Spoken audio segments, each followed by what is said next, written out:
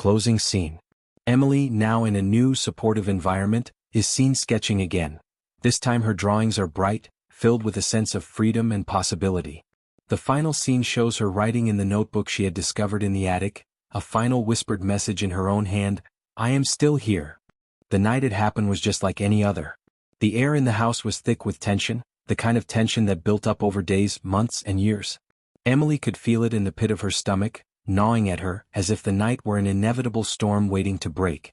Nathan had been drinking, his mood even more volatile than usual, and Emily knew better than to make a sound, let alone speak.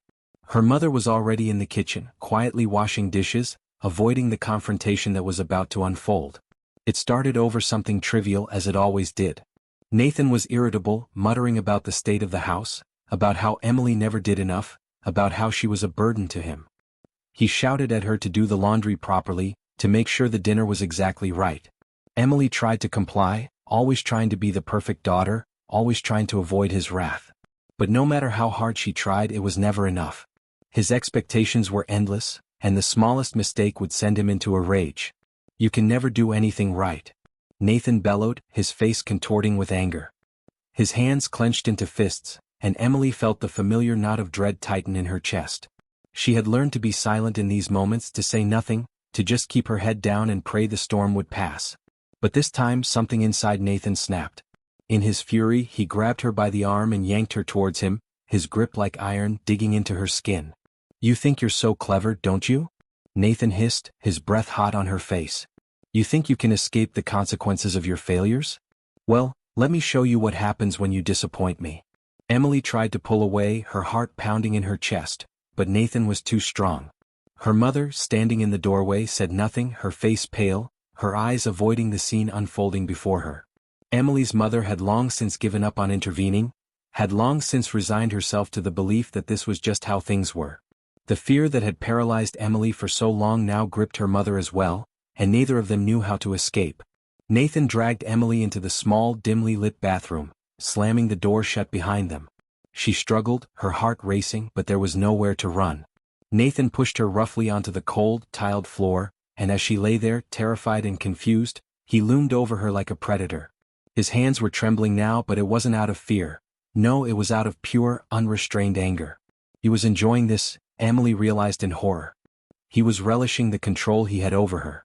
Without warning, Nathan grabbed a sharp object from the bathroom counter, an old, rusted knife.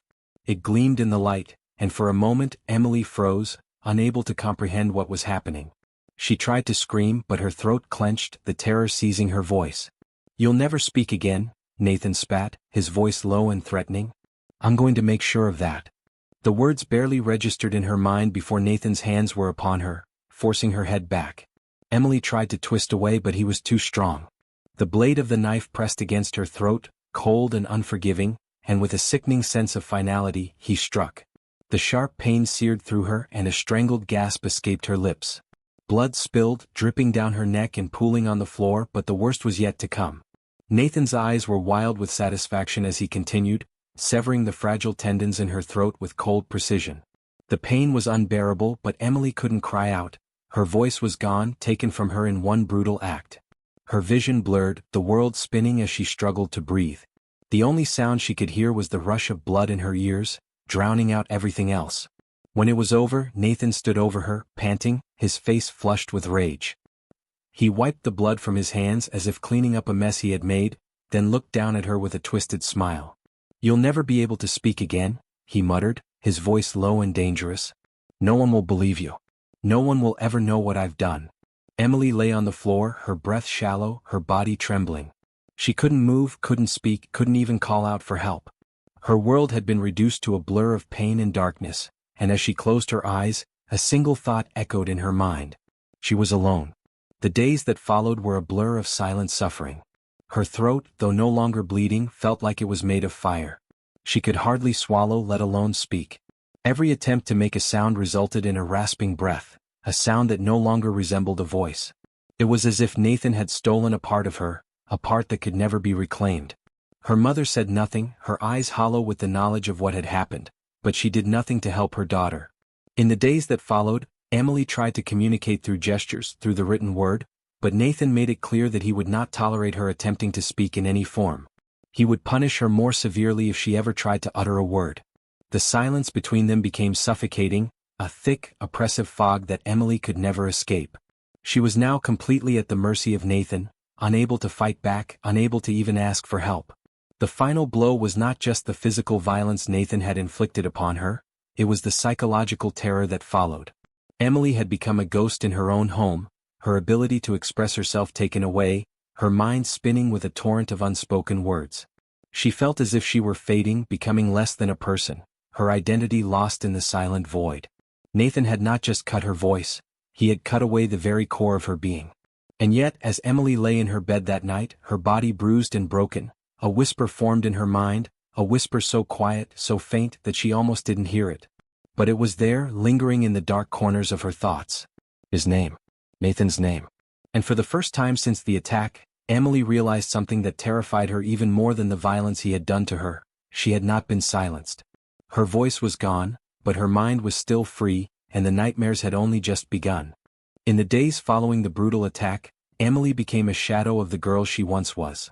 The house, once filled with the quiet sounds of her drawings and the soft rustle of pages turning, was now eerily silent, save for the footsteps of Nathan as he moved through the house, and the occasional clink of dishes from the kitchen. Emily's silence seemed to seep into the very walls, thickening the air with an unspoken tension that no one acknowledged, least of all her mother. Her voice had been stolen not just physically but emotionally and spiritually.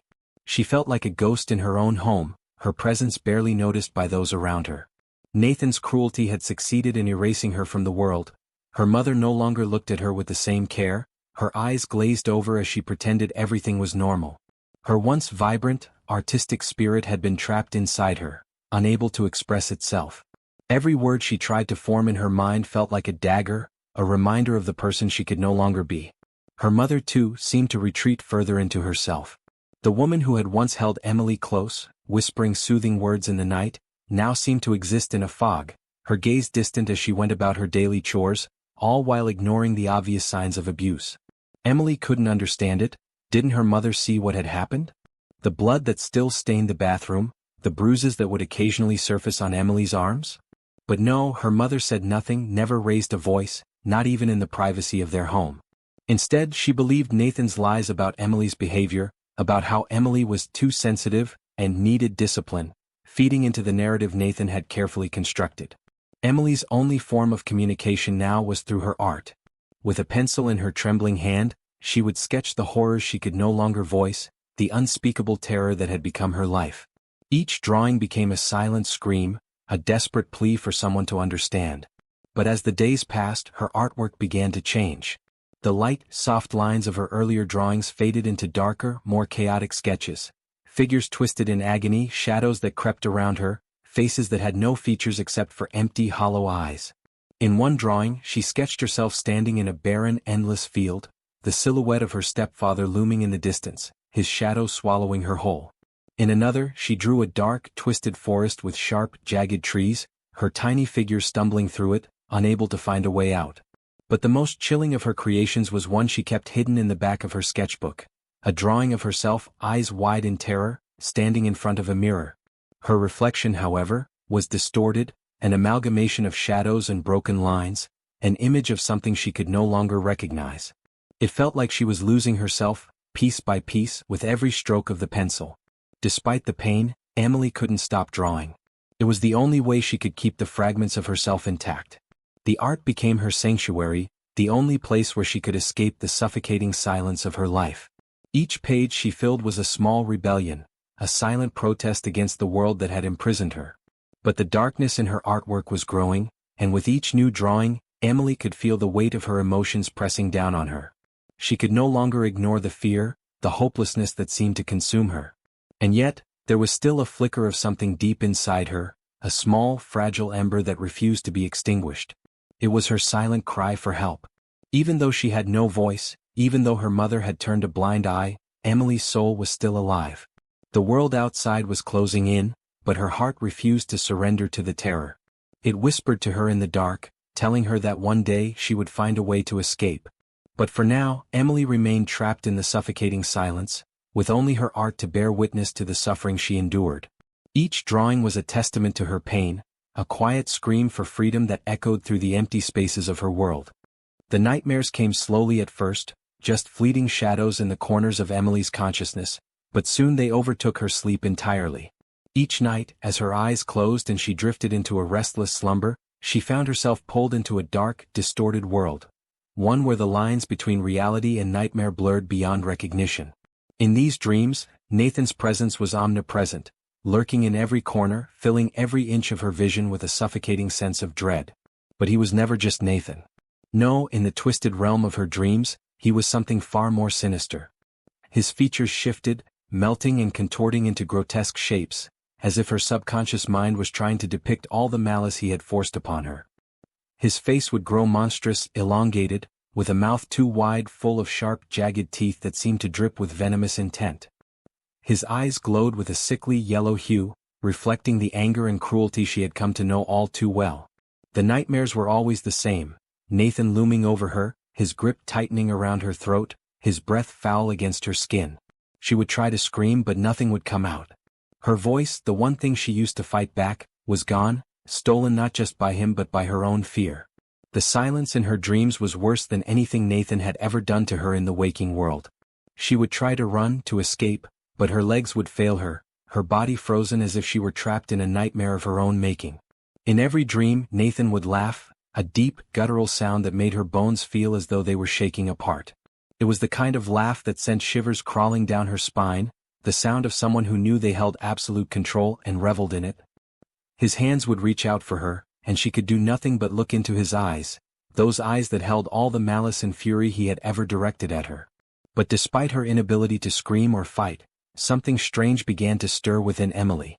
At first it was faint, just a flicker of resistance that she couldn't quite grasp. In one of the dreams she was standing in a field, a wide expanse that stretched out before her, the sky an endless sea of dark clouds swirling in ominous patterns. Nathan's distorted figure stood in the distance and she could feel his eyes on her, but this time, for the first time in what felt like forever, she didn't feel completely powerless. In the dream she raised her hand, a small, simple gesture, but it felt like a victory. As she did, she saw something within herself that had been buried beneath the layers of fear, something that burned brighter than the terror that had consumed her for so long. It was a spark of defiance, a small but undeniable urge to fight back. Emily's heart pounded as she took a step forward, though her legs were unsteady. Nathan's laughter grew louder, more mocking, but now it didn't fill her with the same paralyzing dread. In the dream, she whispered his name, not out of fear but as a statement of recognition. Nathan. The name trembled from her lips, an acknowledgement of the power he had once held over her, but no longer. With each passing night, the dreams grew more intense. Nathan's monstrous form became even more grotesque, and yet, Emily's resilience grew stronger. She began to realize that, despite her silence in the waking world, in these dreams she still had power, her mind was still free. In one particularly vivid nightmare, Nathan loomed in front of her, his hand reaching out to strangle her, but this time she refused to let him. Emily clenched her fists, something inside her snapping. She began to push against him, her body shaking, but her resolve unwavering. "You can't control me anymore," she whispered, and even though it was just a whisper, the words rang louder in her mind than they ever had in her real life. As the nightmares continued, Emily's dream self became stronger. She no longer cowered in fear but stood her ground, her silent screams reverberating through the twisted dreamscapes. Nathan still tried to overpower her, but his power seemed to wane, his grotesque form flickering and distorting. Emily's silent battle in the dreams began to seep into her waking life, and she started to believe that maybe, just maybe, she could find a way out of this prison. But the nightmares were relentless. Each night, she would wake up with a jolt, drenched in sweat, her heart pounding in her chest. The lingering terror would follow her throughout the day, her body exhausted, her mind unable to shake the horrors she had faced. Yet, in the deepest recesses of her mind, there was something else, an understanding that, with every nightmare, she was one step closer to regaining the strength she had lost. As Emily drifted in and out of these nightmares, she began to feel something more powerful than the suffocating fear Nathan had instilled in her. A quiet, unspoken resolve that would not be broken, no matter how many times she had to face him. The nightmares, as terrifying as they were, had become her battleground, the only place where she could fight back and reclaim her voice in the darkness. It was on a day when the air felt heavier than usual, as if the very walls of the house were pressing in on her, that Emily stumbled upon the notebook. She had been up in the attic, trying to avoid Nathan's wandering eyes as she quietly picked through the old forgotten things tucked away in boxes. Her fingers brushed against something smooth, slightly worn with age. Curious, she pulled the object out, the dust scattering in small puffs as the sunlight caught the cover. It was a small leather-bound notebook, its edges frayed from years of neglect. At first, Emily didn't recognize it, but as she flipped it open she saw a strange comfort in the faded pages. Her eyes widened as she began to read. The first few pages were filled with poems, words that seemed to whisper from a time long past. They were her mother's words. Emily could tell because of the handwriting, slanted and elegant, as if it had been practiced over many long nights. The first poem was a simple reflection of escape, an earnest wish to flee from the suffocating weight of the world. Emily read it slowly, each line sinking deeper into her heart. In the silence I hear a cry, a distant call, a wish to fly. But wings are bound and feet are chained. In this world, all hope is drained. Tears pricked at Emily's eyes as she turned the page. The more she read, the clearer it became. Her mother had once felt trapped by Nathan too. The words, filled with pain and longing, mirrored Emily's own silent suffering. There were no outward signs, no loud outbursts or visible scars, but Emily could feel it in the lines her mother had written. A deep, unspoken sorrow, a quiet plea for escape. There were more poems, each one painted with themes of hope, escape, and an almost desperate longing for a different life. Some pages were filled with intricate drawings, flowers, birds, and open fields, the kind of things Emily had never seen her mother draw before. The images were a stark contrast to the harsh, oppressive reality they lived in, and yet there they were, bright and hopeful, as if her mother had once dreamed of freedom, of a life without Nathan's oppressive grip. As Emily turned each page, she began to understand something she had never realized before. Her mother had been silent, not because she had chosen to be, but because she was afraid. She was afraid of Nathan's rage, afraid of what might happen if she spoke out. Emily had always thought her mother was complicit, that she had simply chosen to ignore the abuse, but now she saw it in a new light. Her silence was born of fear, just as Emily's had been. The realization struck her like a lightning bolt. Her mother had been trapped too. With this new understanding, something stirred deep inside Emily, a spark of empathy, of connection. She was not as alone as she had once believed. Her mother's silence had been a prison of her own making, but now, in reading her mother's words, Emily felt less isolated. She wasn't the only one who had been silenced. The notebook became Emily's sanctuary, a place where she could find solace in the shared pain between her and her mother. It was a safe space where she could pour out all the thoughts and fears she could never voice aloud. No longer feeling completely invisible, Emily began to write in the notebook. With each word she penned, she felt a bit of the heaviness lift from her chest, a quiet relief that she hadn't realized she needed so desperately. The notebook was her voice now, the voice that Nathan had stolen from her, but which could never be silenced within these pages. She wrote about the nightmares that haunted her, about Nathan's monstrous presence, and about her growing desire for freedom. She wrote about the courage she had begun to find within herself, a courage that, little by little, was starting to break through the fear that had once consumed her. She even wrote about the hope she'd seen in her mother's words, hope that maybe one day things could be different. Each night, as the house grew still, Emily would retreat into the attic, her only refuge, and write in the notebook by the dim light of a small lamp. It was in these moments that she felt a kind of peace, a quiet connection to her mother, as if they were sharing something sacred. She had begun to understand that, like her mother, she had the strength to endure, even in silence. But more than that, Emily began to believe that she was capable of something else. She could fight back, not with words spoken aloud, but with the quiet power of her thoughts, her writing, and the strength she was slowly finding within herself. She would not let Nathan control her any longer. The notebook had shown her that even in the silence, there was a way to fight. And so, each night as she wrote her heart out, Emily's resolve grew stronger. She would not be silenced forever. She would find a way to escape. The first step had already been taken. She had reclaimed her voice, even if it was just on paper. She had found hope in the very pages that had once belonged to her mother, and that hope would carry her through the darkness, one whispered word at a time. The nightmares had become both her prison and her battleground. Each night, Emily found herself lost in the shadowy realm where Nathan's presence stretched like a suffocating fog, his face twisted into grotesque forms, his eyes burning with rage. Yet something had changed. For the first time in months, she was no longer simply a helpless observer in these dreams, she was a participant. Emily was beginning to fight back, at least in the confines of her mind. The nightmare that marked the turning point came one particularly cold evening, when the air inside her room seemed to thrum with tension. As Emily drifted into sleep, the usual terror of Nathan's looming figure surrounded her.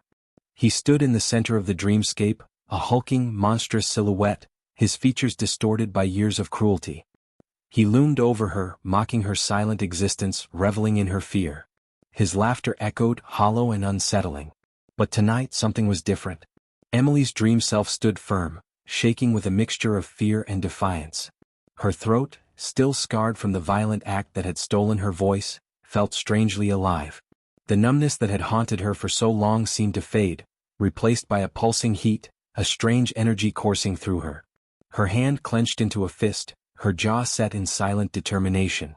And then, as if some invisible force was pushing her beyond her limits, Emily found herself whispering his name. At first it was so faint, so fragile that she barely heard it herself. But it came, and then it came again, louder this time. Nathan? Her heart thundered in her chest as the word broke free. It was the first time she had spoken his name aloud in years. It was the first time in what felt like forever that she had said anything at all. In that one simple whispered breath, Emily felt a surge of power that had long been dormant, waiting for the right moment to rise. She had found her voice again, even if only in a dream. But as the dream shifted and the nightmare ebbed, the physical world began to respond in an unsettling way. Emily woke to the sound of her own breathing, sharp, ragged, as if she had just fought through an unspoken barrier. Her throat throbbed, a dull ache pulsing where it had once been numb. She reached up instinctively, touching the scar that Nathan had left. It felt different. The skin was tender, not just from the injury but from the sensation of life returning to it. There was a faint warmth beneath her fingers, a subtle tingle, as if her body were waking from a long, torturous slumber. At first, Emily thought she might be imagining things. But when she pressed her fingers to her throat, she realized that the numbness was gone. The scar that had once felt like an impenetrable barrier now felt like something alive, something that could be healed. Her heart raced, her mind spinning with the impossible possibility. Could she regain her voice? Could she speak again, not just in the confines of her nightmares but in the real world? The hope that had flickered so weakly inside her for so long now blazed like a fire. This was the first time in years that she had allowed herself to believe that escape, that freedom, might actually be possible. The dream had not only restored her voice in her subconscious, it had ignited something in her, a spark of courage she had long forgotten she possessed. The next few days were filled with a new kind of energy, a renewed sense of purpose. Emily knew that the road ahead would not be easy. Her stepfather was still a constant threat, and her mother remained passive, blind to the pain that had consumed her daughter for so long. But Emily could feel it now. There was a way out. She had to act quickly, and her only chance was to gather evidence of Nathan's cruelty, of the things he had done to her and her mother. She started small. Every night, she continued to write in her notebook, but now she focused on documenting the abuse, piecing together the fragments of her life that Nathan had tried so desperately to erase. The drawings grew more detailed, the words more vivid, as Emily pieced together a story that no one could ignore. The nightmares continued, but now they had a purpose. They weren't just tormenting her. They were guiding her, helping her to remember the strength within herself that she had forgotten. The evidence was crucial, but it wasn't enough. Emily needed someone who would listen to her, someone who could help her escape the suffocating grip of Nathan. But who would believe her? She was mute, trapped in a world that refused to acknowledge her pain. Nathan had ensured that no one would ever take her seriously. Yet, as she continued to confront Nathan in her dreams, whispering his name, something shifted inside her. The whispered name, Nathan, became a symbol not just of the man who had tortured her for years, but of Emily's unbroken will. She had faced him in the realm of nightmares, and now she would face him in the waking world. She would not allow him to continue his reign of terror, not if she could help it. With each passing day, Emily's resolve grew stronger. Her body, still scarred and broken, was finding a way to heal itself. Her spirit, too, was healing. Each step she took toward uncovering the truth was a victory in its own right. She would not be silenced forever. The whispered name of Nathan, her first act of defiance, had planted the seed of hope in her heart. Emily began to see the possibility of escape more clearly now. She was no longer a passive victim of Nathan's cruelty. She was a survivor, and with each passing day her strength, her voice, and her will grew louder, whispering her stepfather's name in every nightmare, and soon she would speak it to the world. The days after Emily's whispered defiance in her dreams felt like a whirlwind. The small flicker of hope inside her had sparked into something much larger, something that was beginning to push her forward, even when her body and mind screamed for her to retreat. She could no longer ignore the need to fight back, to find a way to free herself from Nathan's hold. The pain, the silence, and the fear she had lived with for so long could not remain her reality. Emily was finally ready to take control, even if that meant risking everything. Her first step was small, almost imperceptible to anyone who might be watching. She had managed to hide a small tape recorder beneath her bed, concealed in the dark shadows where Nathan wouldn't look. It had been a gift from one of the few teachers who had ever taken notice of her, Miss Benson. Miss Benson had always been kind, her eyes soft with sympathy whenever Emily sat quietly at her desk, lost in her sketches and silent suffering. She had given Emily the recorder in passing one afternoon, a simple suggestion that it might help her work through her emotions. But to Emily, it was more than just a tool for her art, it was a way to finally capture the truth. Night after night, Emily sat quietly in the darkness, the recorder hidden beneath her pillow, capturing the words Nathan spat in anger, the threats he made, and the horrible things he did. She recorded everything, the terrifying tirades, the slaps, the shouts, the sounds that haunted her even when she closed her eyes.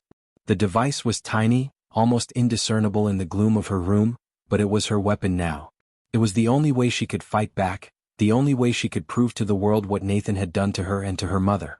The process was slow, grueling, but every time she pressed the record button, Emily felt herself drawing closer to the escape she had once thought was impossible. The tape recorder became a small, fragile link to the world she had been locked out of, a connection to the truth she needed to expose. It wasn't long before Emily's courage led her to a more daring step. Miss Benson had continued to notice the changes in her art. Once filled with innocent landscapes, her drawings had become darker, more poignant. They depicted monsters lurking in the shadows, figures of oppression and cruelty, but also images of escape and hope. Her teacher had been watching, observing, and finally one day she quietly asked Emily if she wanted to talk. Emily had said nothing at first, her eyes glued to her sketchbook, but she had nodded, just a tiny, almost imperceptible movement. It was enough. They met in secret, away from the classroom and the eyes of the others. Emily, with trembling hands, handed over the recorder. The tape was full of evidence, of everything Nathan had done to her, of the threats and the violence that had destroyed her life. Miss Benson listened, her eyes wide with shock and horror as the recordings played out. The sound of Nathan's voice, so vicious, so cruel, filled the room, sending chills down both their spines.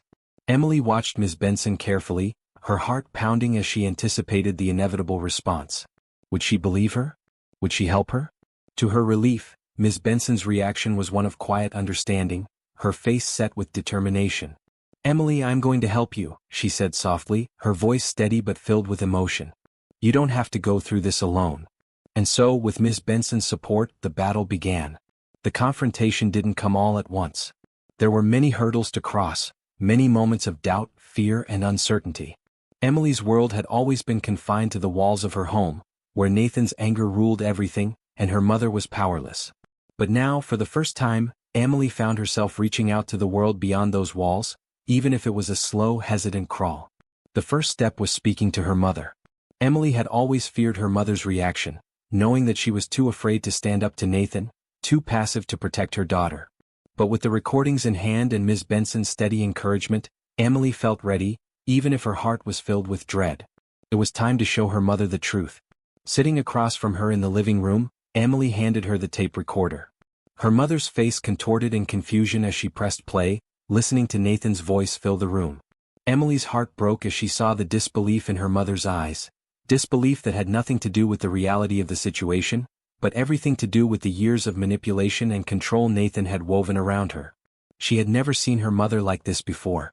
She had always known her to be weak, subservient, but now Emily saw the raw truth in her eyes, the pain of a woman who had been silenced for too long. I didn't know, Emily," her mother whispered, tears filling her eyes. "I didn't know." Her voice was filled with regret, but it wasn't enough.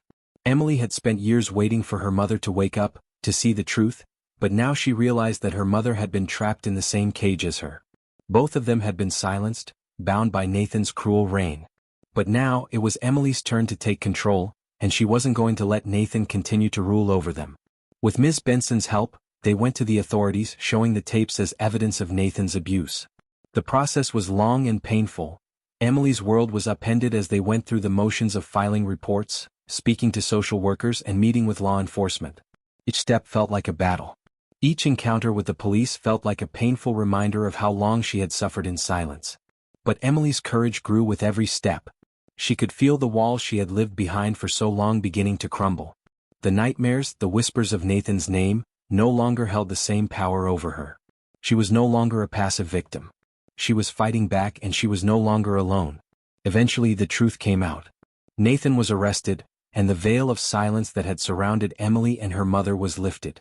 The authorities began to take action, though the process was far from easy. There were court dates, interrogations, and confrontations that Emily had to endure. But each time she felt herself faltering, she remembered the strength she had found in her nightmares, the whispered name of Nathan that had empowered her to fight. It was a long road to recovery. There were moments when Emily felt as if she might break, when the weight of everything she had been through became too much to bear. But each step forward, each moment of defiance, made her stronger. Her voice, though still silent in the physical world, was now louder than ever before, resonating in the hearts of those who had finally listened. As Nathan's hold over her and her mother was broken, Emily could finally see a glimmer of hope for a future free from the darkness. The road to healing would be long, but it was a road she would no longer have to walk alone. Emily sat at the wooden desk in the corner of her new room, supportive environment, the soft afternoon light streaming in through the window. This time her drawings are bright, once bare filled with a sense of freedom, were now adorned with her art. A vibrant mix of colors, writing in the notebook she had discovered details that reflected the transformation she had gone through. In her own hand, each piece told a story of pain, growth, and resilience, but also of hope. Her brushes, once dipped in dark colors, now danced in bright hues of yellow, blue, and green, each color a symbol of the life she was beginning to reclaim. It had been several months since she had left the oppressive environment of her old home. Her therapy sessions had become a cornerstone of her recovery, and though the journey was far from over, she had found solace in the small victories, her ability to express herself through art, her determination to keep moving forward, and the quiet strength she had nurtured within herself. She no longer felt the need to hide her drawings in the dark corners of her mind. Now, her art was a declaration of who she was, and who she was becoming. As Emily sketched, the lines flowed effortlessly, her fingers moving with purpose across the page. She was no longer the timid, frightened girl who had once sat silently in the corner, too afraid to speak, too afraid to be heard. Now she drew with a sense of freedom she had never known. The images on the page were full of life. A soaring bird, the warm rays of a sun setting over a calm sea, flowers blooming in a field untouched by darkness. She was no longer constrained by the shadows of her past. Her art had become her voice, loud and clear. But there was something else she was drawn to, a quiet, intimate moment she needed to capture. Setting aside her colored pencils, Emily reached for the small, weathered notebook she had found in the attic all those months ago. She had filled it with thoughts, poems, and sketches that were now part of her healing process. Her fingers traced the faded cover, a reminder of the past, of her mother's secret world of escape. Emily had learned to write in the notebook too, using it to express the thoughts and emotions she sometimes couldn't say aloud. It had become her safe space, a place where she could release the things she could not speak. She opened the notebook to a blank page and after a deep breath began to write. The words flowed naturally, though they were simple and quiet. She wrote in a way that felt more like a whisper than a declaration, but the power behind those words was undeniable. "I am still here," she wrote, feeling the weight of each letter as she formed them on the page. The words were not just a message to the world, they were a message to herself. They were a reminder that, despite everything she had endured, despite the years of silence and suffering, she was still here. She had survived. She had found her way out of the darkness, and she was still here, standing tall in the light. For so long, Emily had been haunted by the silence imposed upon her. Her stepfather had tried to take away her voice, to control her, to make her feel invisible. But now, in this moment, Emily realized that her voice was not bound by the limitations of her body. It lived in the pages of her notebooks, in the brushstrokes of her art, in the very act of continuing to live and breathe. As she wrote those final words, Emily felt a profound sense of peace. It wasn't about regaining the voice she had lost, it was about the voice she had found. She had learned to speak in ways that couldn't be silenced, in ways that were uniquely her own. She had reclaimed her power, her agency, her identity. And for the first time in a long time she felt truly free. She looked down at the notebook, the words, I am still here staring back at her. A smile tugged at the corners of her lips as she closed the book, feeling a sense of completion wash over her. She had come a long way, but the journey wasn't over. Emily knew that healing was not linear, that there would be days of struggle and pain ahead. But she also knew that she had the strength to face whatever came next. Standing up, she walked over to the window, gazing out at the world outside. The sun was setting, casting a warm glow over the landscape. It was a new day, a new beginning. She had left behind the shadows of her past, but they would always be a part of her story. And that was okay. She could still hear her stepfather's voice in the back of her mind, but it no longer held the same power over her. His threats, his control, his cruelty, none of it had the strength to silence her any longer. Emily was her own person now, free to live the life she had always dreamed of. And as she stood there watching the sky turn from gold to pink, she whispered a quiet promise to herself, a promise she knew she would keep. I am still here. The camera lingered on her for a moment longer, her figure silhouetted against the fading light, a symbol of resilience, hope, and the unbreakable strength of the human spirit. And as the scene faded to black, one thing was certain. Emily had found her voice, and nothing would ever take it away from her again.